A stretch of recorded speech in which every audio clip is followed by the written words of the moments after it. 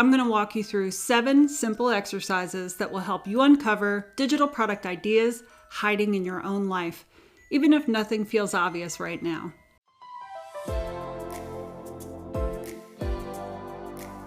Before we start, I want to be clear about what this video is and what it is not. This is not going to be a motivational talk. This is not about finding your passion, and it's definitely not about pretending you're someone you're not. This is a guided workshop. So grab a piece of paper or open up your notes app because I'm going to give you prompts that you can pause on and actually do. One important thing to keep in mind as we go, your first digital product does not need to be impressive. It needs to be useful. It doesn't need to represent everything you know. It just needs to solve a real problem for one real person. So, all right, let's start with the easiest place to find value, even though most people overlook it. What did you learn the hard way? I want you to list 10 things you wish you'd known sooner. Pause the video here if you need to, but I want you to think about money, health, caregiving, parenting, grief, burnout, perimenopause.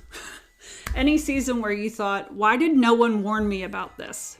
For example, maybe you learned the hard way how overwhelming it is to handle paperwork after a parent passes away, and you eventually figured out a simple system to keep everything organized.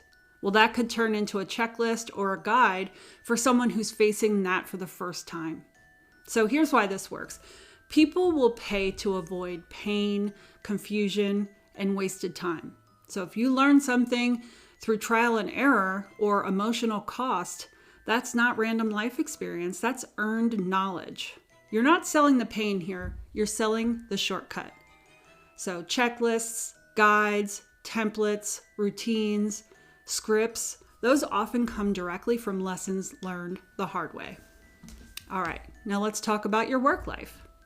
A lot of people get stuck here because they think that their job sounds boring or too corporate. So we're going to translate it. What do you do for work? But rewrite it without job titles or, insider corporate jargon. Instead of asking, what's my role? Ask yourself, what do I help people do better? So for instance, I manage projects could turn into, I help people finish things without chaos.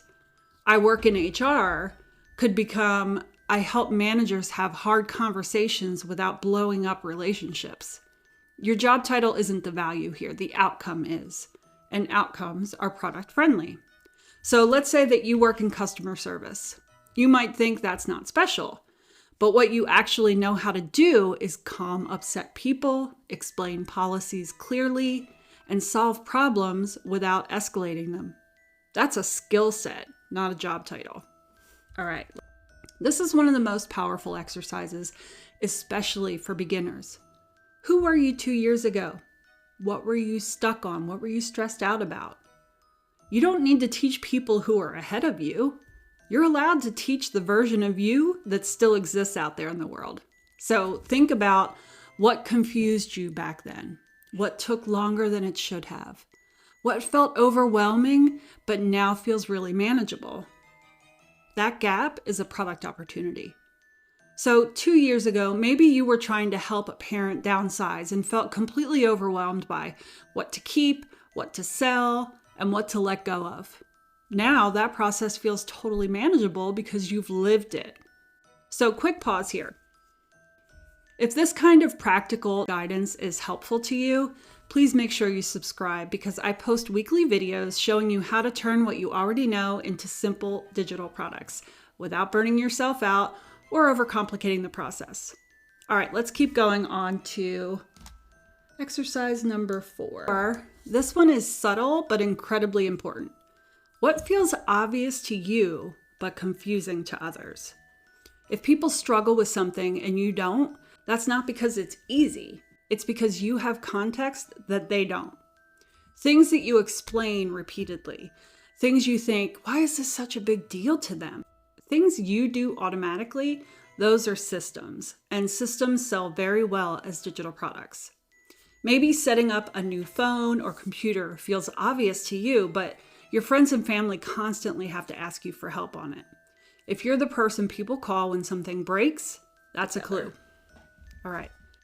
And I want to pause here because this topic is sensitive. I've experienced profound loss. I lost my 26-year-old son 3 years ago. So I'm not suggesting you use your pain. If it's still raw, protect your healing. But if you're in a steady enough place to share what helped you cope and rebuild, that lived experience can become a really powerful and practical resource for someone else who's going through it. So, what hard chapter did you survive? What would have helped you then? For someone else, this might look like creating a simple routine that helped them function again after a loss, or a list of resources they wish they had early on. Not the story, just the support, the structure, or the clarity that made a difference. All right, let's take a look at exercise 6. Let's talk about hobbies. What do you do for fun? Break that into beginner steps.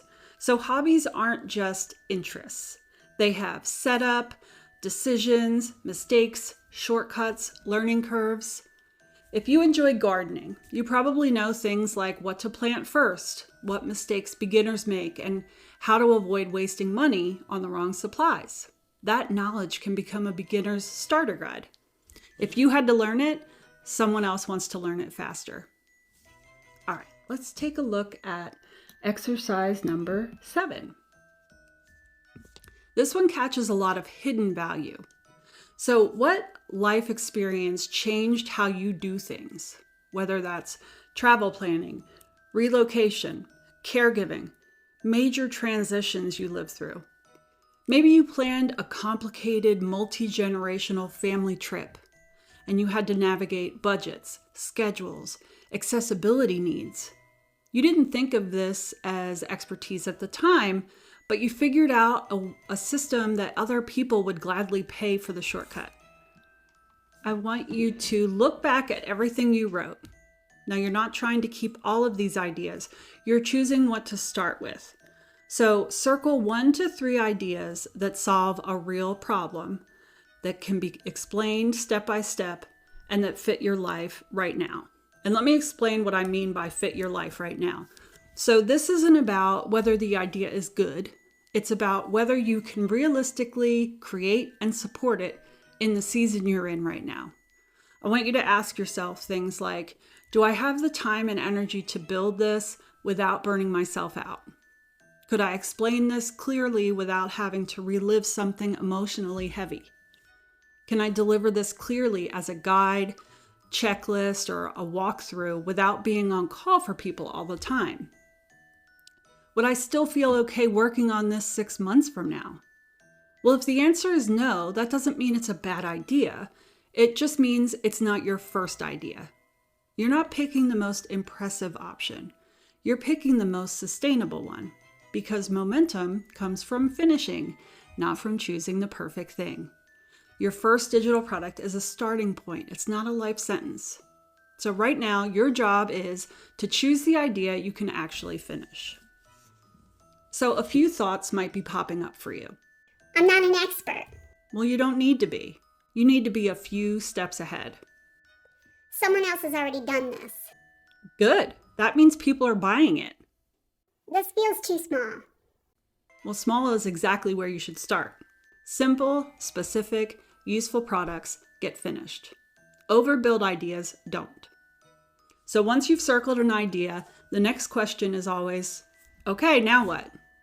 Well, if you want a simple step-by-step way to turn that idea into your first digital product, I've linked my shortcut down below. It walks you through creating something clear and sellable without overthinking or building something too big too soon.